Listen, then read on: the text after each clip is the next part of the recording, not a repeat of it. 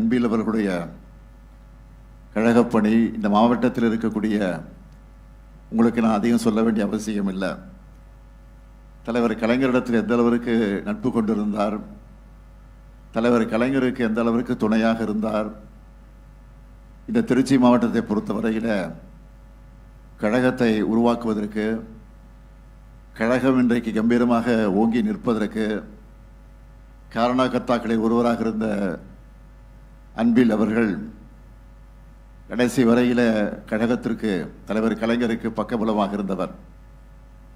அதை தொடர்ந்து அவருடைய திருமகன், என்னுடைய ஆரோக்கிய நண்பன் அன்பில் பொய்யாமொழி அவர்கள், அவர் எனக்கு எந்த அளவுக்கு பக்கபலமாக இருந்தார் என்பது உங்களுக்கும் தெரியும்.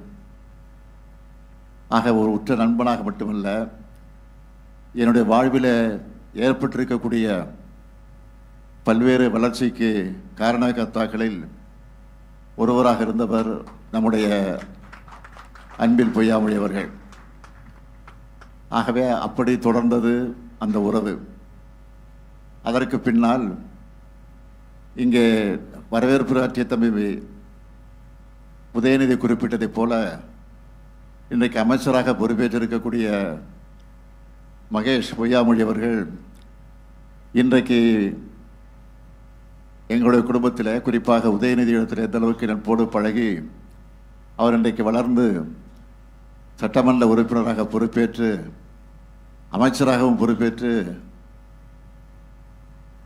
பள்ளிக்கல்வித்துறை அமைச்சராக பொறுப்பேற்று, ஒரு பள்ளிக்கல்வித்துறை அமைச்சர் எப்படி பணியாற்ற வேண்டும் என்பதற்கு எடுத்துக்காட்டாக விளங்கி கொண்டிருக்கக்கூடியவர் தான் நம்முடைய அன்பில் மகேஷ் பொய்யாமொழி அவர்கள்.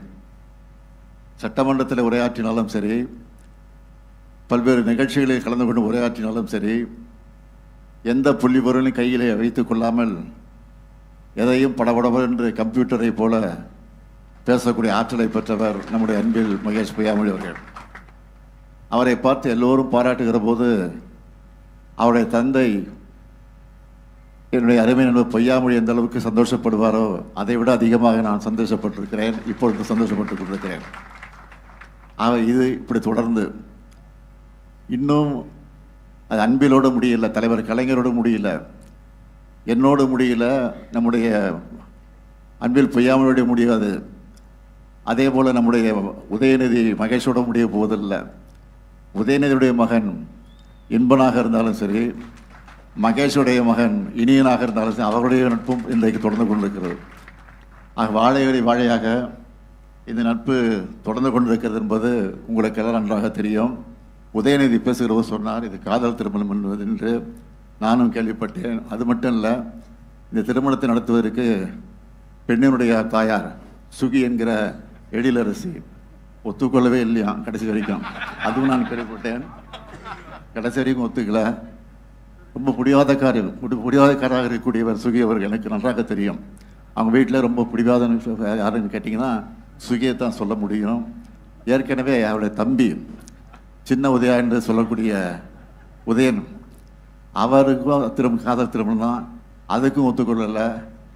ஆனால் இதுக்கும் ஒத்துக்கொள்ளலை. கடைசியாக ஒத்துக்கொள்ளலைன்னு சொன்னாலும் நாங்களெல்லாம் சொன்னால் கேட்டுக்கொள்வார்கள்.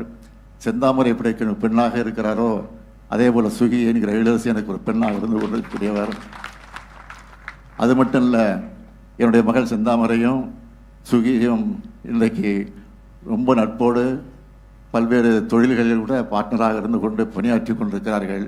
ஆக அந்த அளவுக்கு நட்போடு இந்த குடும்பம் இன்றைக்கு அந்த இல்லத்தில் நடைபெறக்கூடிய இந்த மணவிழா நிகழ்ச்சியில் பங்கேற்ற நேரத்தில் உள்ளபடியே நான் பெருமைப்படுகிறேன், மகிழ்ச்சி அடைகிறேன். ஆகவே பொய்யாமொழி இருந்து இந்த விழாவை நடத்துகிற போது இந்த அளவுக்கு மகிழ்ச்சி அடைவாரோ அதை விட பன்மடங்கு மகிழ்ச்சியை நான் அடைந்து கொண்டிருக்கிறேன் என்பதை மாத்திரம் எடுத்துச் சொல்லி, மணக்கோலம் கொண்டிருக்கக்கூடிய மணமக்கள் பல்லாண்டு காலம் எல்லா நன்மையும் பெற்று சிறப்போடு வாழ வேண்டும். புரட்சி கவிஞர் பாரதிதாசன் எடுத்துச் சொல்லி இருக்கக்கூடிய வீட்டிற்கு விளக்காய் நாட்டிற்கு தொண்டராய் வாழுங்கள் வாழுங்கள் வாழுங்கள் என்று வாழ்த்தி விடைபெறுகிறேன். நன்றி, வணக்கம்.